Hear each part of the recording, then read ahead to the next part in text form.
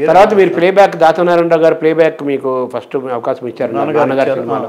తర్వాత మీరు ప్లేబ్యాక్ లోకి ఎందుకు మీరు సక్సెస్ అందులో ఎందుకు జర్నీ చేయలేకపోయారు? సక్సెస్ కావాలంటే సక్సెస్ లేదు అక్కడ. అదే అవకాశం లైఫ్ చాలా మీరు అంటే దీనికి ఇటువైపు పాత్ వేయడానికి ఏదో భగవద్గీత వైపు వేయడానికి ఏదో ఒక ప్రకృతిలో దీని ప్రకృతి అంటాం. ఎందుకంటే ఇది దైవ సంబంధమైన శబ్ద వాంగ్మయం. ఇది మనకు సంబంధించింది కాదు. ప్రకృతి మన ఏదో దీనికోసం ఉపయోగించుకోవడానికి మన కాయాన్ని, మన దేహాన్ని, మన శరీరాన్ని, మన మన మన మన జీవితాన్ని, మన జన్మని ఉపయోగించుకోవడానికి ఏదో సమాయత్తం అవుతుంది. అది మనకు తెలియక ఒకటేదో పడి ఒక దాంట్లో ఏదో పడి మనం ఇందులో సినిమా పాటలో సక్సెస్ వస్తే బాగుండు, సినిమా పాట సక్సెస్ అయితే బాగుండు, సినిమా ప్లేబ్యాక్ సింగర్గా, ఎందుకంటే చుట్టూతో ప్లేబ్యాక్ సింగర్ ఉన్నారు కదా, ఆ ఆరాలో పడిపోయి మనం ఇదే అని ఎక్కడో అనుకుంటున్నాం అనమాట.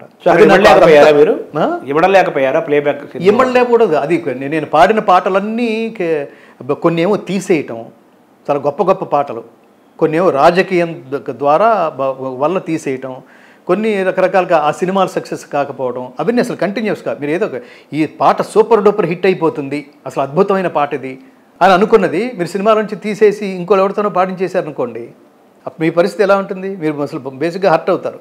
తర్వాత ఇంకా అది ఎవర్షన్ వస్తుంది, తర్వాత ఇది వద్దులే అనిపిస్తుంది.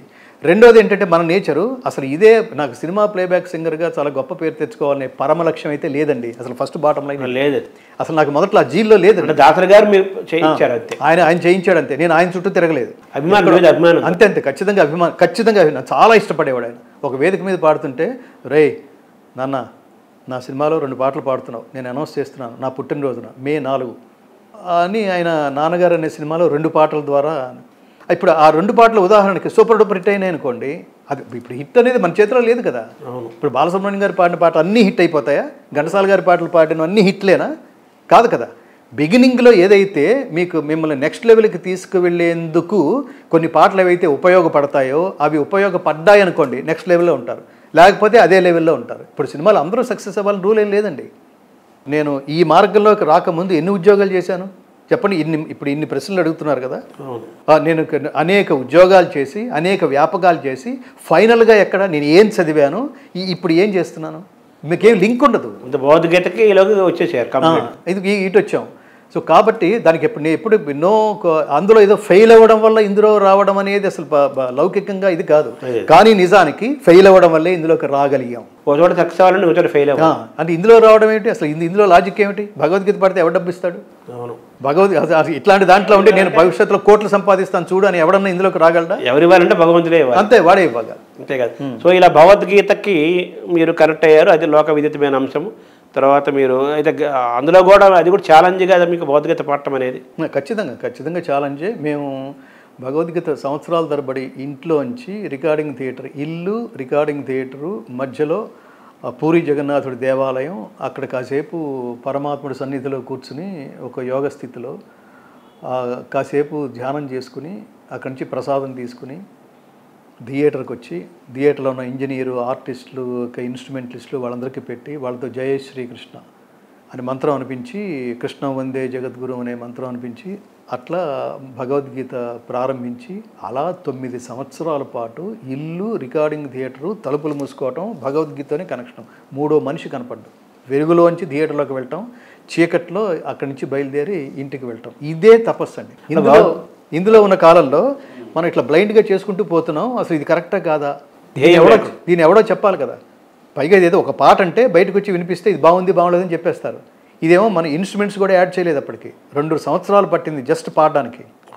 కంపోజ్ చేయడానికి 1.5 సంవత్సరం, పాడడానికి 2 సంవత్సరాలు, ఇన్స్ట్రుమెంట్స్ యాడ్ చేయడానికి ఇంకో 1.5 సంవత్సరం, దాని ఫైనల్ మిక్సింగ్ 2 years. 9 ఏళ్ళ ప్రాజెక్ట్. 9 ఏళ్ళ ప్రాజెక్ట్ అది పిచ్చెక్కిపోయేది అనమాట లిటరల్గా. ఎప్పుడు నిరంతరం అందులోనే ఉండి ఇంటికి వెళ్తే భోజనం చేయాలనిపించేది కాదు. కాళ్ళు కడుక్కోవడం, మేడ మీదకి వెళ్ళిపోవడం, అక్కడెక్కడో చూడడం, ఏదో పిచ్చి చూపులు చూసుకుంటూ ఆకాశంలో చూసుకుంటూ కృష్ణుడిని దర్శించుకుంటూ ఏదో పాడుకోవడం. దీనివల్ల అసలు ఇంట్లో వాళ్ళకి ఏం ఆనందం? మనం ఆనందంలోనే ఉన్నాం, ఓకే. ఇంట్లో వాళ్ళకి ఏం ఆనందం? వాళ్ళకి ముందు ఆనందం ఏంటి, భవిష్యత్తు పట్ల ఏంటనే ఏమిటని ప్రశ్న రాదు. వాళ్ళు ఎప్పుడు వ్యతిరేకత చూపించలేదు, ఎప్పుడు నో అనలేదు, ఎప్పుడు తిట్టలేదు, ఎప్పుడు ఫైటింగ్కి రాలేదు. సన్మార్గాలనే వెళ్తున్నారని ఒక విశ్వాసం, ఏదో కాన్ఫిడెన్స్ ఉంది వాళ్ళకి.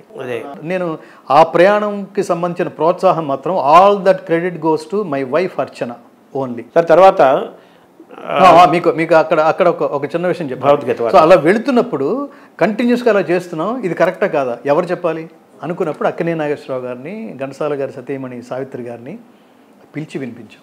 మీ అభిప్రాయం చెప్పండి, ఇంకా 4 సంవత్సరాల జర్నీ ఉంది, నేను ముందుకెళ్ళొచ్చా వెనక్కి వెళ్ళాలా, ఇది బాగానే ఉందా అంటే వాళ్ళు కళ్ళు మూసుకుని విని, అసలు మీరు దీనికోసమే పుట్టారండి, ఘంటసాల గారు ప్రారంభించారు, మీరు పూర్తి చేశారు, ఇంత గాత్రం ఉండి సినిమాల్లో ఎందుకు రాణించట్లేదని నేను ఫీల్ అవుతుండేవాడిని, నాగేశ్వరరావు గారు అన్నమాట, ఫీల్ అవుతుండేవాడిని. నేను ఇప్పుడు నాకు దైవం పట్ల పెద్ద నమ్మకం లేకపోయినా ఇది డెస్టినీ అదేదో నాకు ఒక్కొక్కసారి అనిపిస్తుంటుంది, మీరు దీనికోసమే ఉన్నారండి, అందులో సక్సెస్ అయితే ఇదేలా పూర్తి చేస్తారు, అదేదో జరుగుతుంది అనిపించింది అని ఆయనంటే, ఆవిడ ఘంటసాల గారి సతీమణి చాలా గొప్ప మాట, నాకు మాతృ సమానురాలు, ఆవిడ గొప్ప మాట అన్నారు, సావిత్రి గారు. సావిత్రి గారు, నాన్న ఘంటసాల గారి గొంతు 10 సంవత్సరాలు తగ్గించుకుని పాడితే ఎలా ఉంటుందో అలా ఉంది నాన్న ఇది వింటుంటే, అలా ఉంది నాన్న ఇది వింటుంటే, చిరంజీవి ఆయుష్మాన్ భవ, ఘంటసాల గారి కుటుంబం అంతా వచ్చారు. అప్పుడు నాకు కాన్ఫిడెన్స్, పర్లేదు దీన్ని ముందుకు తీసుకెళ్ళచ్చు, ఇంకా డబ్బు పెట్టచ్చు, జనాల్ని అర్థించవచ్చు, ఏదైనా దాని మీద ఒక విశ్వాసం కుదిరింది మీ సంకల్పం పట్ల. అయితే మీరు చిన్నప్పటి నుంచి కూడా సహజంగా సంగీతం ఉండటము, తల్లిదండ్రుల నుంచి సంగీత వాతావరణం ఉండటము, తర్వాత శాస్త్రీయ రాగాలతో కూడిన సినిమా ఘంటసాల పాటలు, పద్యాలు, శ్లోకాలు వినటము, పాడటము, ఉపాసన చేయటము, ప్రయాణం జరగటం వల్ల మీకు ఘంటసాల పాడిన భగవద్గీత శ్లోకాలను ఎక్స్టెన్షన్ చేస్తూ మొత్తం శ్లోకాలన్నీ మీరు పాడారు. పాడటం కాదు, మీరే దాన్ని స్వరపరిచారు. ఆయా రాగాలు ఆ శ్లోకానికి, ఆ భావాన్ని, ఆ సాహిత్యానికి అనుగుణంగా ఆ రసం పలికేటట్లుగా ఆ రాగాలను కంపోజ్ చేసుకొని మీరే కంపోజ్ చేసుకున్నారు. ఈ కంపోజ్ అంటే ఈ స్వరరచన చేసుకున్నారు.